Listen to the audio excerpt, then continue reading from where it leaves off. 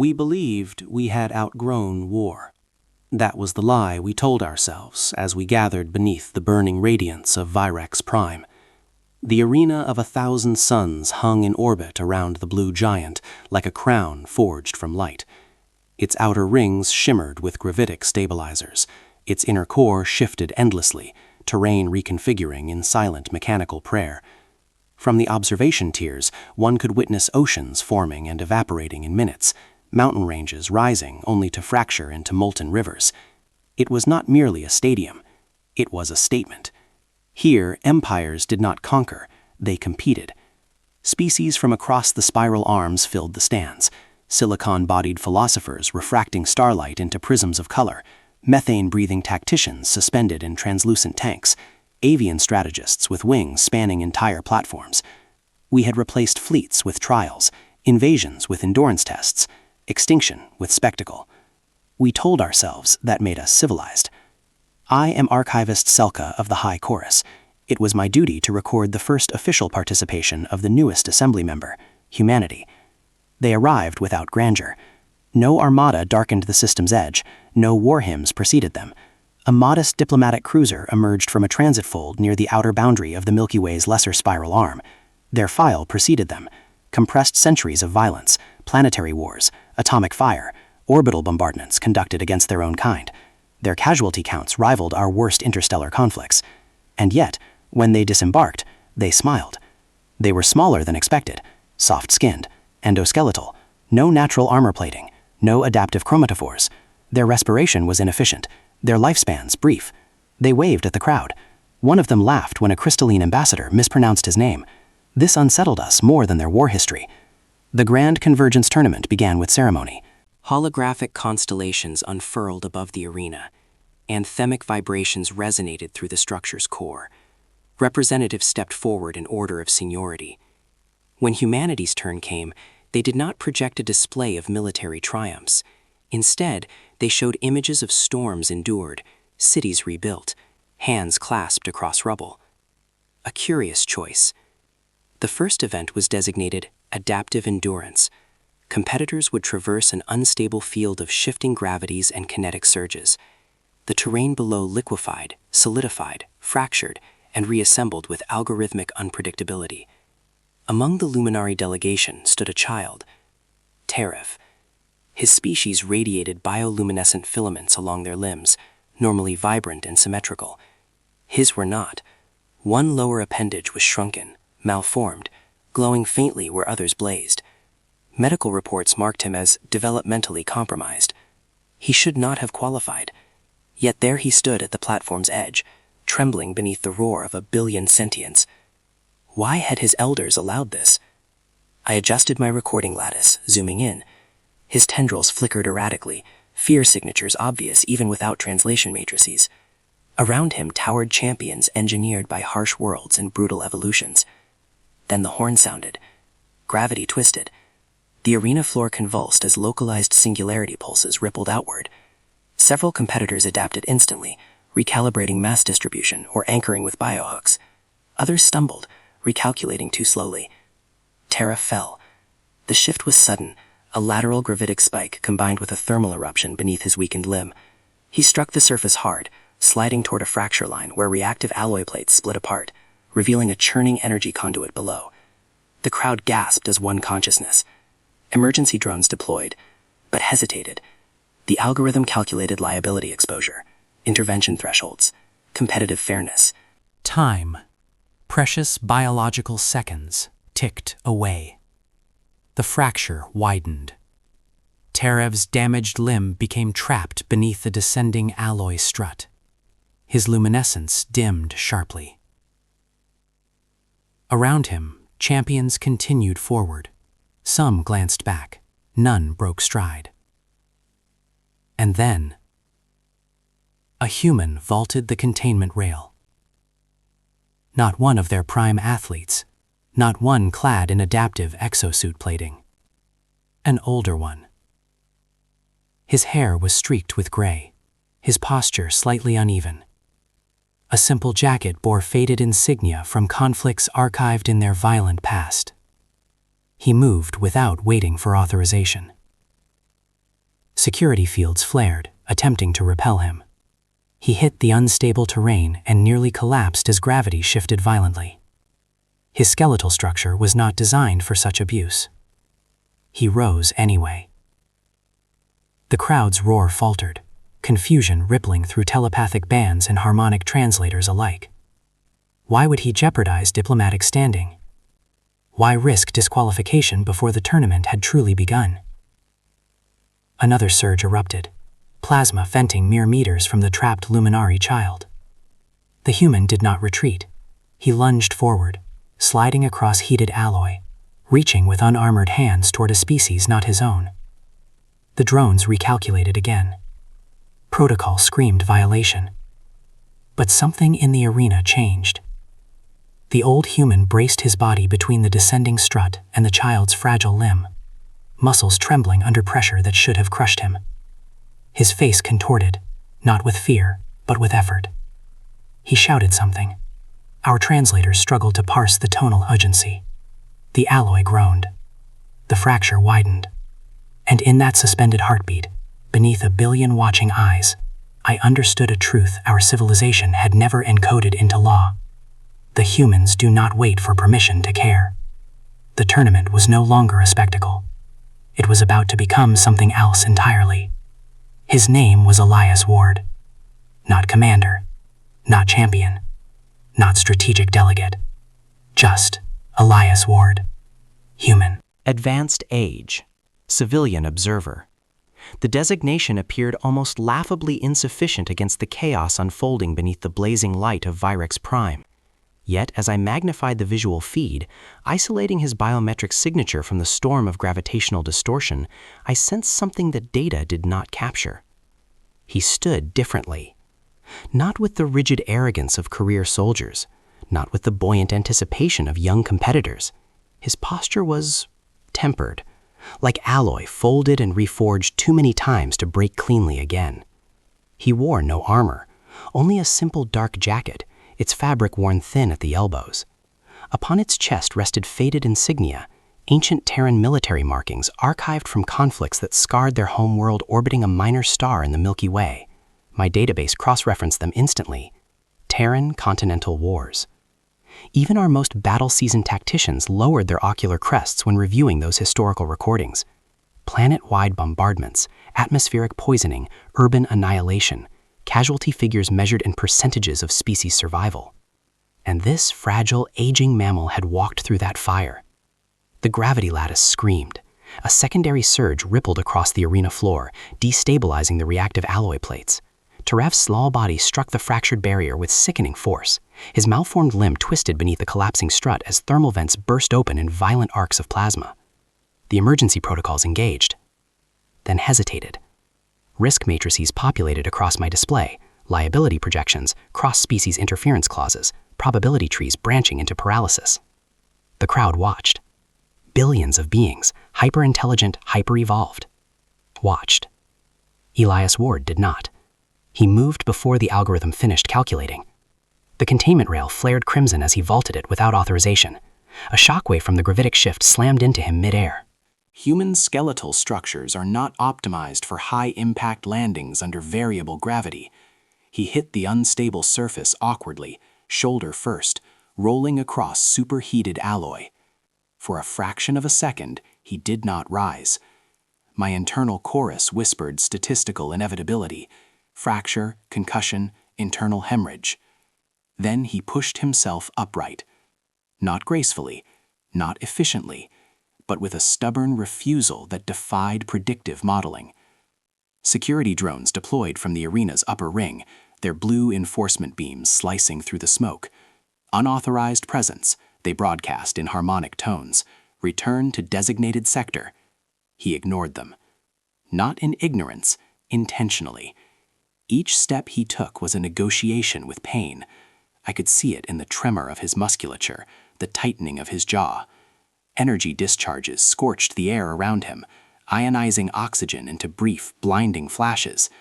A plasma vent erupted to his left, searing the edge of his jacket.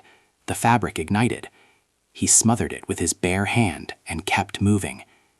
Why? This child was not human. This child's injury would not alter galactic politics. This child was by competitive definition already disqualified. Terev's luminescent tendrils flickered erratically as the alloy strut pressed downward. Structural analysis indicated imminent crush failure. His fragile limb would not withstand another 3 seconds of compression. The drones recalibrated for forced extraction. Elias reached the fracture line first. He did not attempt to lift the entire strut. That would have been biologically impossible. Instead, he dropped to one knee, wedging his shoulder beneath the descending alloy, creating a narrow cavity just wide enough to reduce pressure on the trapped limb. The strain registered instantly. Human bone density, insufficient. Ligament tolerance, exceeded. He growled, a low, primal sound not intended for translation. "Easy," he said to the child, voice rough but steady. "I've got you." Our linguistic matrix scrambled to interpret the tone. It was not command, not strategy. Reassurance. The gravity shifted again, doubling localized mass. Elias's body trembled violently. Microfractures spidered across the alloy strut under competing stress forces. Plasma spat from ruptured conduits nearby, heat blistering exposed skin. Security drones locked targeting beams onto him. "Remove civilian," they signaled. He turned his head slightly, just enough for one camera to capture his expression. It was not defiance in the way we define rebellion. It was dismissal. The boy whimpered, bioluminescence dimming to near extinction levels. Elias repositioned, sliding one arm beneath Terev's narrow torso. With his free hand, he braced against the unstable terrain and exhaled sharply. Human muscle fibers tore. I could see the rupture signatures. He lifted. Not cleanly, not heroically, but enough. The alloy strut shifted upward a fraction. The pressure on Terev's limb released. The child's tendrils flared weakly in response to reduced compression. The drones hesitated, because now, if they fired containment beams, they would strike both. Elias did not wait for their decision. He pulled Terev free, cradling the trembling luminari against his chest. The child's luminous filaments smeared faint light across the soot-blackened fabric of his jacket.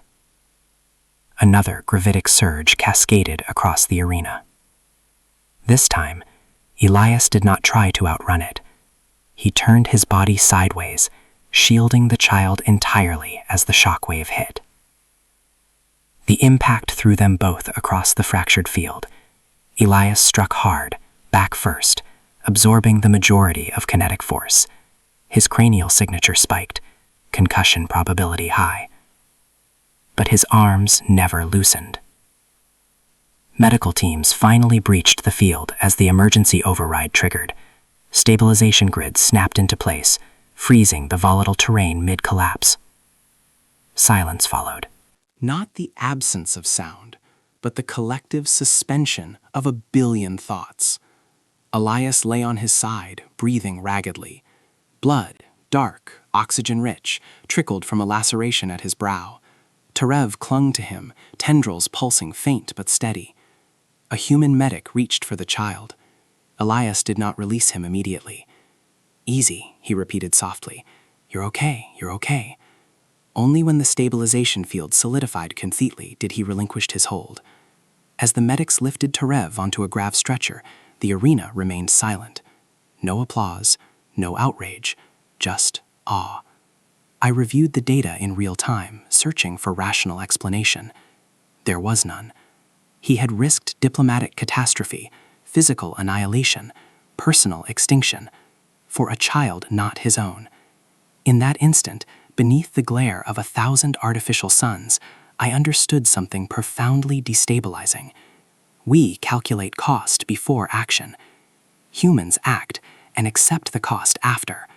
Elias Ward rose unsteadily as enforcement officials approached, his aged frame swaying but unbowed. And I realized with cold clarity, The tournament had not merely changed, it had just begun to reveal what humanity truly brings into any arena, and we were not prepared. The medical drones descended in a lattice of white light. Still, the human did not let go. Stabilization fields shimmered across the fractured arena floor beneath the burning glare of Virex Prime, freezing molten alloy mid-surge and locking gravity vectors into compliance. The crisis had ended, but Elias Ward remained on one knee, arms wrapped around the small Luminari child, as though the universe might fracture again if he loosened his grip too soon. "Sir, release the patient," a human medic urged. He shook his head once. "Field stable?" he demanded. "Stabilization confirmed." "Full lock?" A pause. "Full lock." Only then did he lower his gaze to Terev. Up close, I could see the damage. The malformed limb was swollen, bioluminescent veins flickering erratically beneath translucent tissue. Pain signals radiated from the child in visible pulses. Elias leaned closer. "Breathe," he said. The translation matrix hesitated, parsing tone more than vocabulary. It rendered the word accurately, but not the weight behind it. "In," he continued softly. "Good. Now out." Terev's tendrils spasmed. "Pain means you're alive," Elias murmured. "Alive means you're still in this fight." Our linguistic subroutines flagged anomaly, metaphorical combat reference. There was no ongoing battle. Yet to the human, there clearly was. "Broken doesn't mean done," he added, voice roughened by smoke and strain. "You hear me? Broken things can still fight." Only when Terev's luminescence stabilized into a faint but steady glow did Elias finally allow the medics to lift him onto the grav stretcher. He stood slowly. His shoulder alignment was incorrect. Microfractures spidered along his ribcage. A concussion probability remained high. Blood streaked his temple. He did not request treatment. Instead, he turned to face the tribunal dais. They summoned him within the hour. The Convergence Tribunal convened in a chamber suspended above the arena, a ring of hovering platforms encircling a central void. Representatives from a dozen dominant species manifested in holographic form, their voices layered over one another in controlled disapproval. "You violated containment law. You interfered in competitive integrity. You risked diplomatic fracture." Elias stood alone at the central platform. No armor, no counsel. Only that worn jacket bearing the faded insignia of wars fought around a modest yellow star in the Milky Way. He did not bow, he did not kneel, he listened. When they finished enumerating his infractions, silence stretched between them. "Do you contest these violations?" asked the presiding arbiter. Elias exhaled slowly. "No." The word fell without resistance. A murmur rippled through the chamber. "You admit fault?" Another voice pressed. He tilted his head slightly. "I admit I jumped the rail." "Then you understand the consequences may include sanction against your species?" At this, something shifted in his expression, not fear, but calculation. Not of political cost, of memory. "I understand," he said. "Then explain your actions." He could have cited instinct, cultural reflex, emotional misjudgment. He did not. Instead, he spoke of Earth. Not diplomatically, not abstractly. Personally. "I was 22 when the sky over my city turned orange," he began. "Satellite debris burning up. We'd knocked each other's eyes out in orbit." The translators strained to maintain pace. "Buildings fell for 3 days straight. You could feel the ground shake through your bones. We pulled people out of the rubble until our hands bled. Didn't matter who they voted for, didn't matter what uniform they wore." Several tribunal members stiffened at the implication of intraspecies war. He continued. "I carried a friend once, kid barely old enough to shave, shrapnel through his side. He kept saying he didn't want to die in a place nobody remembered." The chamber's ambient hum lowered. "He didn't ask if we won," Elias said quietly. "He asked if someone would make it home." His gaze lifted, sweeping across alien forms suspended in luminous projection. "You don't leave someone behind," he finished. No flourish, no rhetorical escalation, just statement. To us, warfare is abstraction, fleet movements on tactical displays, casualty numbers logged with strategic detachment. We measure loss in efficiency metrics. To humans, it is memory etched into muscle and bone. The arbiter's light pulsed uncertainly. The Luminari child was not human. Elias's reply was immediate. He was someone. Silence again. The tribunal recessed without formal verdict. Outside the chamber, news of his words spread faster than plasma through vacuum. Broadcast feeds replayed the rescue from every angle. Analysts debated legal precedent. Strategists warned of destabilizing emotional contagion. But something else was happening. In the medical wing, Tarev stabilized. His limb would require reconstructive lattice therapy, months of rehabilitation. He would never move with full symmetry, yet he would live. That alone should have concluded the matter. It did not. When the tournament resumed, because of course it did, tradition bends slowly, the human delegation made an announcement that stunned even my predictive models. Elias Ward would withdraw from all formal observation roles. He would not attend diplomatic receptions. He would not participate in strategic forums. He would remain in the Luminari recovery chamber until the tournament concluded. Gasps rippled through the stands. This was irrational. Visibility at the convergence meant influence. Influence meant leverage in assembly negotiations. Humanity had only just secured membership. Every symbolic gesture mattered. And they surrendered that advantage for a single injured competitor from another species. I watched the crowd carefully. Where once there had been suspicion, whispers of human volatility, warnings about their violent past, there was now something more complex. Curiosity, respect, unease of a different kind. Because strength, as we defined it, had always been dominance. Now a new variable entered the equation: sacrifice without strategic gain. In the recovery chamber, Elias sat beside Tarev's stasis bed, his injured shoulder immobilized in a sling. He spoke softly, telling fragmented stories of Earth, of rebuilding cities, of planting trees in soil still warm from fire. I recorded every word, and still I felt I was missing the most important translation. The tournament lights flared again as the next event commenced, competitors launching into spectacle beneath roaring applause. Yet the loudest conversation in the galaxy no longer centered on victory metrics. It centered on a human who had chosen to stay. For the first time in Convergence history, an act of mercy overshadowed competition. And as I observed the ripple spreading outward, across species, across sectors, I understood with dawning clarity. This was not an anomaly. It was a pattern. Humanity had not come merely to compete. They had come to redefine what winning meant, and we had only begun to witness the consequences. They call it the Crucible Run. Among the elder species, it is spoken of with restrained reverence. Among younger civilizations, with fear. It is not designed to test victory. It is designed to test breaking. The arena above Virex Prime reshaped itself for the final event, its adaptive plates retracting to reveal a segmented gauntlet spiraling inward like the core of a dying star. Lava corridors glowed beneath transparent alloy. Atmospheric sections thinned into vacuum intervals. Neural disorientation fields shimmered in pale violet arcs, capable of scrambling equilibrium and inducing hallucination in less stable minds. The Crucible does not reward perfection. It exposes fracture lines. When the competitor roster illuminated across the sky field, a murmur rippled through the stands. Tarev of the Luminari remained listed. Medical advisement had recommended withdrawal. Structural weakness in his reconstructed limb registered at 32% below species baseline. His oxygen exchange capacity had been temporarily compromised by trauma. Yet he stood at the starting platform, small, uneven, bioluminescent tendrils flickering, not with fear this time, but something steadier. Refusal. His people had never won a convergence event. They were thinkers, not endurance specialists, luminous diplomats, observers. He would not be remembered as fragile. And beside him, though not within the competitor grid, stood Elias Ward. The tribunal had debated for 3 cycles before permitting his presence. Public sentiment had shifted in unpredictable ways. Denying him would have ignited diplomatic friction they were unwilling to risk. So they created a compromise.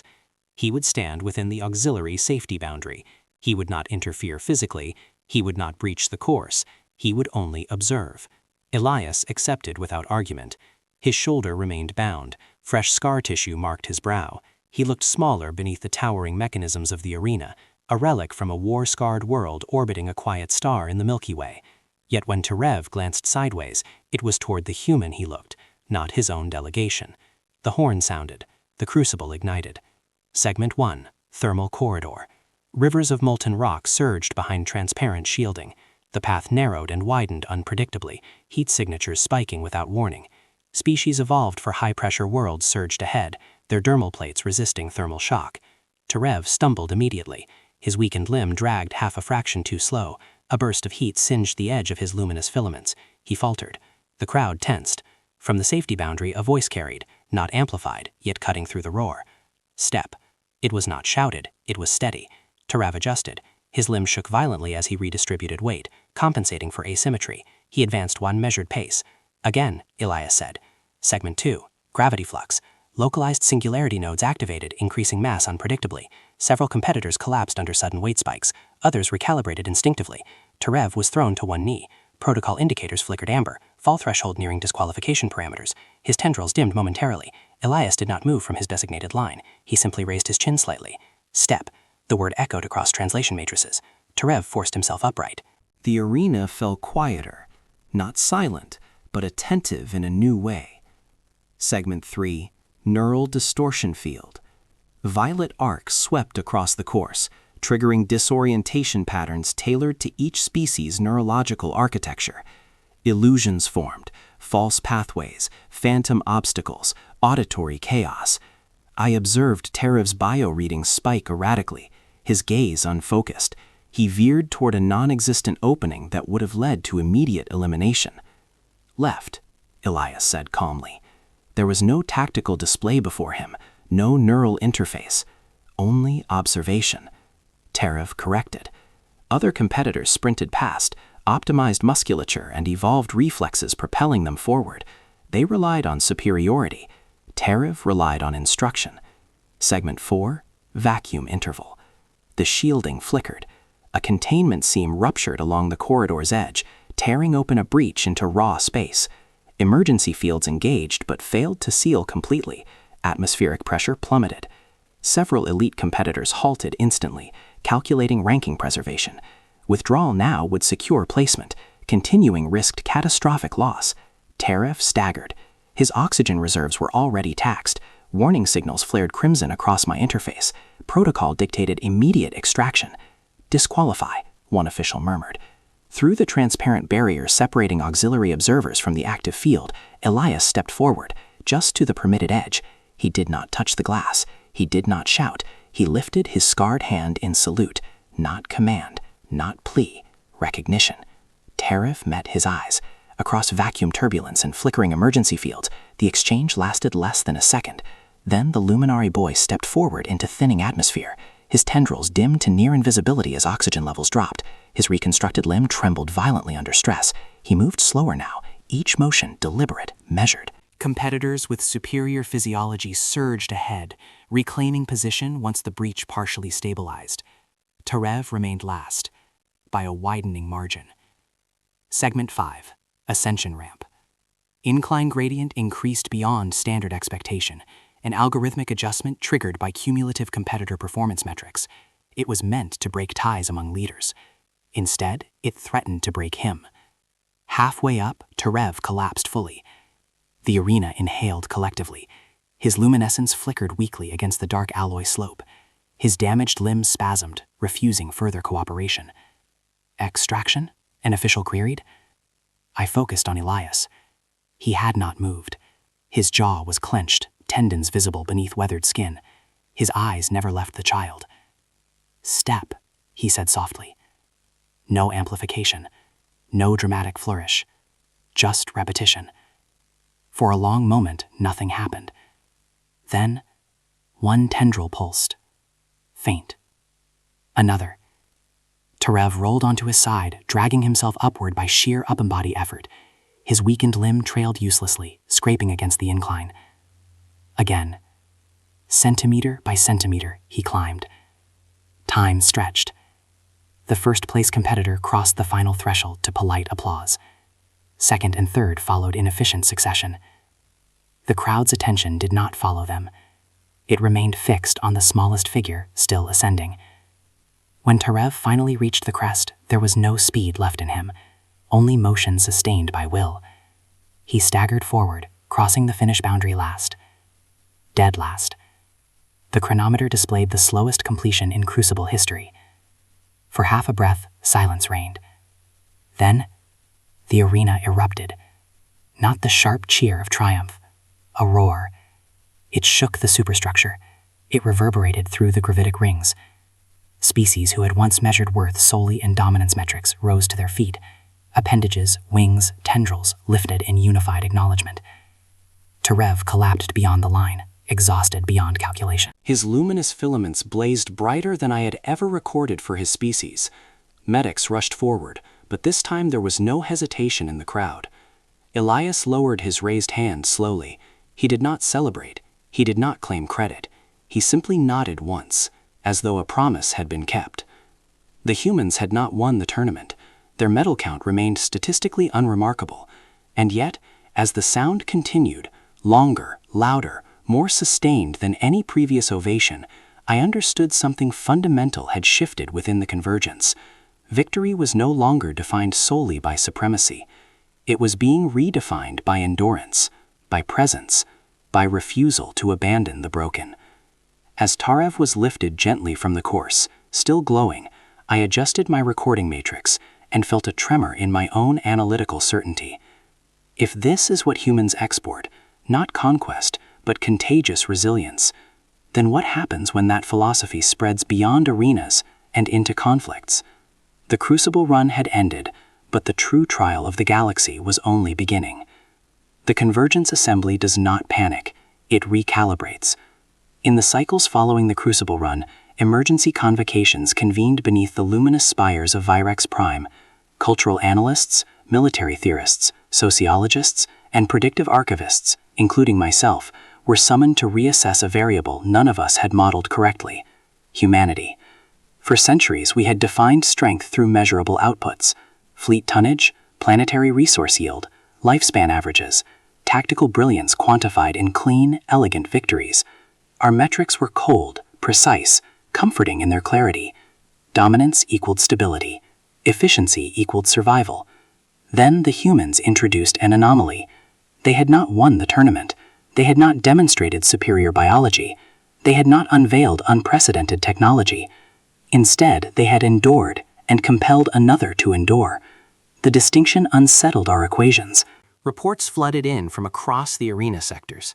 Spectator sentiment had shifted in statistically improbable patterns. Species once dismissive of the Luminari now cited Terev's ascent as exemplar. Training academies requested footage not of first-place finishes, but of the slowest completion in Crucible history. I reviewed the data repeatedly, seeking hidden manipulation. There was none. The contagion was emotional. Elias Ward was summoned once more before the assembly, not for reprimand, but for commendation. An honorary galactic rank had been drafted, complete with ceremonial insignia and formal recognition within the Assembly's permanent archive. He arrived without ceremony. His injuries had largely healed. The sling was gone. New scars traced pale lines across weathered skin. He stood beneath the towering hololithic projections with the same unadorned posture he had displayed during censure. The Arbiter spoke at length about unity, cross-species valor, symbolic bridges. Elias listened patiently. When the offer of galactic rank was extended, accompanied by modest applause, he did something none of us anticipated. He laughed. It was not derisive. It was gentle. "I appreciate it," he said, "but I'm not your soldier." Murmurs rippled through the chamber. "You are being honored," the Arbiter clarified. "I know," Elias replied, "but I didn't do anything rank-worthy." He glanced briefly toward the observation gallery, where Luminari representatives watched in luminous silence. "I just showed up." And with that, he declined the insignia. Protocol did not anticipate refusal. The assembly hesitated, uncertain whether to interpret this as insult, but Elias had already turned away. Instead of attending the celebratory reception, he walked through the quieter corridors of the station and returned to the Luminari recovery chamber. I followed, unofficially, via archival drone. Terev rested upright within a rehabilitation lattice, adaptive exoskeletal braces supporting his reconstructed limb. His luminescent tendrils glowed brighter than I had ever recorded for his species baseline. When Elias entered, the boy attempted to rise. "Easy," the human said, echoing the first word he had offered during crisis. He reached into his jacket pocket and withdrew a small circular object, metallic, worn smooth at the edges. Its surface bore Terran script and an insignia matching those faded on his sleeve. He placed it in Terev's palm. The scale difference was notable. Human hands are broader, denser. It's a service coin, Elias explained. We give them to each other sometimes. Terev's tendrils flickered curiously. What does it signify? The translation matrix rendered. Elias considered the question. It means you showed up, he said at last, when it would have been easier not to. No grand speech, no formal oath, just that. In subsequent cycles, I observed ripple effects extending far beyond the arena. The Luminari delegation submitted a proposal to the Assembly, the formation of joint humanitarian rapid response fleets modeled after human disaster relief doctrines. Deployment would prioritize immediate aid over prolonged deliberation. Bureaucratic thresholds would be lowered during catastrophic events. Historically, such proposals stagnated in committee for decades. This one passed within weeks. Terev, once catalogued as developmentally compromised, became its most vocal advocate. His crucible ascent was cited in speeches across multiple sectors. When he addressed the Assembly for the first time as junior envoy, the chamber remained utterly silent. We endured because someone stayed, he said simply. Human vessels were soon documented arriving first at reactor implosions along fringe colonies, at tectonic collapses on mining worlds, at piracy-stricken trade routes where rescue operations had previously stalled awaiting consensus. Not because treaties mandated them, because someone requested help. We had feared humans for their capacity for destruction. That fear was not misplaced. Their archives prove beyond doubt that they are capable of astonishing violence when cornered. But we had misunderstood the more destabilizing trait. They refuse surrender, not merely in battle, but in compassion. They do not measure worth solely in outcome, they measure it in presence. In a cosmos balanced on equations, where power stabilizes through deterrence and hierarchy, this philosophy introduces volatility. If strength is redefined not by dominance, but by endurance and mutual defense, then the incentive structures of entire sectors shift. Alliances deepen, hierarchies soften, former rivals coordinate.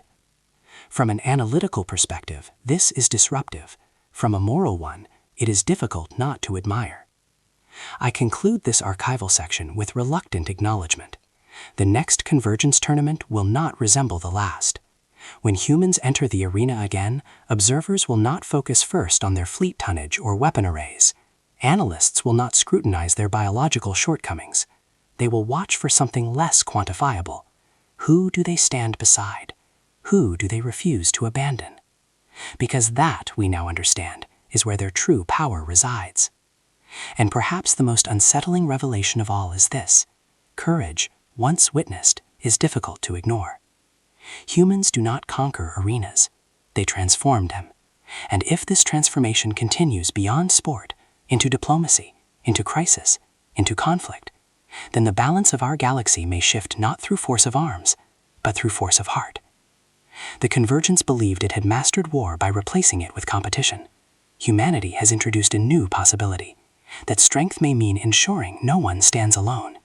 And if that idea spreads, we will not measure the humans by their weapons. We will measure ourselves against their example. Cycles have passed since the Crucible run. The arena of 1,000 suns still orbits the blazing giant above Virex Prime, its gravitic rings polished, its algorithms refined. New champions have risen, records have been broken, spectacles grander than ever have unfolded beneath its engineered constellations. Yet none eclipse a single fragment of footage. An aging human vaulting a containment rail, a collapsing field of molten alloy, a small luminary child pinned beneath descending metal, and the moment when frail arms chose to lift anyway. It is now the most replayed archive in Assembly history. Military academies dissect it frame by frame, not for tactical superiority, but for behavioral anomaly. Commanders ask cadets, at what point does protocol yield to principle? Diplomats quote the human's words during negotiations stalled by pride. You don't leave someone behind. Parents across disparate star systems display the recording to their offspring, not as warning, but as lesson. The effect is measurable and immeasurable. Humanity continues to confound predictive modeling. Their fleets are not the largest within the Assembly. Their vessels lack the elegant antiquity of elder civilizations. Their weapon systems, though formidable, are not singular in innovation. Yet when disaster strikes, they are there. A fusion reactor implodes on a fringe mining colony in the Perseid Expanse. Before the nearest regional authority finalizes deployment clearance, a human relief cruiser exits transit and begins atmospheric stabilization procedures. Pirates destabilize trade corridors along the Ketheri Drift. Human escorts reroute voluntarily, absorbing financial loss to protect civilian vessels not under Terran jurisdiction. A stellar flare threatens agricultural habitats orbiting a volatile red dwarf. Evacuation protocols stall amid cross-species debate over priority status. Human transports arrive first. Not because treaties compel them, because someone asked. Our analysts attempted to categorize this behavior under soft power expansion strategy, influence through altruism, long-term leverage acquisition. The theory fails under scrutiny. Human deployments frequently occur without media presence, without formal acknowledgement, without guarantee of reciprocity. They simply respond. Elias Ward has returned to his home world, a temperate sphere orbiting an unremarkable star within the outer bands of the Milky Way, Earth. It does not glow brighter than other inhabited worlds. It does not dominate its local sector through sheer magnitude. By galactic standards, it is ordinary. He refuses interviews. Assembly envoys seeking ceremonial appearances were declined politely. When asked through indirect channels why he rejected commendation, he responded with a phrase that continues to circulate through diplomatic corridors. "I just did what anyone would." We now know that is untrue. Not anyone would. Many could have. Few did. The luminary child, Terev, is no longer catalogued as developmentally compromised. Joint Terran luminary engineering initiatives produced an adaptive exoskeletal support system, lightweight and responsive, calibrated specifically to his asymmetrical physiology.